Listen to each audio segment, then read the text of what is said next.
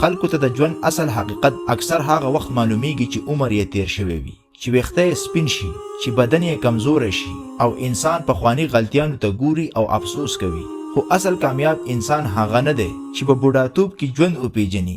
اصل انسان هغه دی چې په ځوانۍ کې ژوند وپیژني. زه نن خاص تاسو ځوانانو ته خبره کوم، هغه ځوانان چې عمرونه یې د 13 نه تر 19 کالو پورې دي. که په دې عمر کې یو انسان ژوند وپیژني نو هغه به عادي انسان نه وي، هغه به لیډر وي، هغه به د خلکو لارښود وي، هغه به د دنیا د پاره مثال وي. نن ډیر ځوانان داسې سوچ کوي که ما ته ډیرې پیسې راشي نو ژوند به مې جوړ شي، نو زه به آرام وکم. خو دا ژوند نه دی، دا صرف یو وړوکی هدف دی.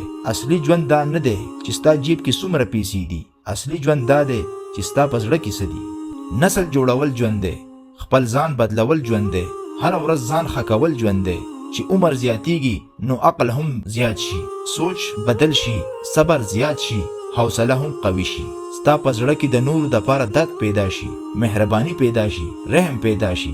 دا اصل کامیابی ده. خپل ژوند سمول، خپل کردار جوړول، د الله رضا غوښتل، د آخرت تیاری کول، د جنت لپاره تیاری کول، دا ژوند دی.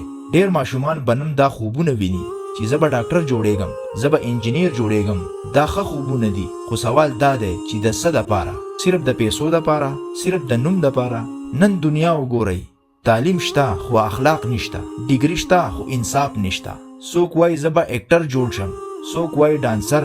که دا ستا په قسمت کې وي نو ضرور به ترلاسه کړې، خو یاده ولره دا ژوند نه دی.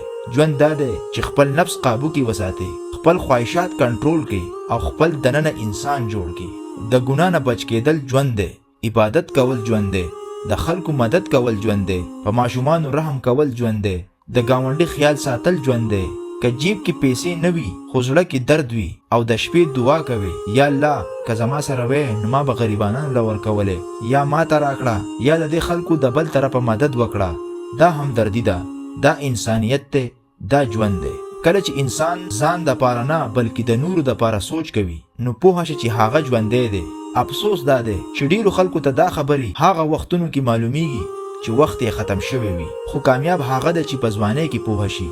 زه تاسو ته دا وایم چې دا خبرې په زړه کې واچوئ، یوازې کینئ او له ځان نه پوښتنه وکړئ، ژوند څه شی دی؟ زه ولې پیدا شوی یم؟ زه څه جوړېږم؟ که تاسو دا په ځوانۍ کې زده کړل نو یقین وکئ تاسو به صرف کامیاب نه یئ، تاسو به بامقصده انسانان یئ، او دا د ټولو لویه کامیابي ده.